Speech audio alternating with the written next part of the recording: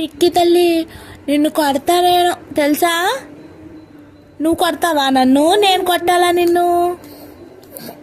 ఇచ్చుడు రిక్కి, రిక్కి కొట్టేనా నిన్ను?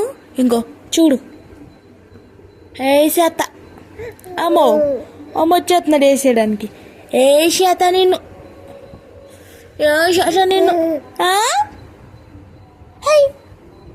రిక్కి వేసి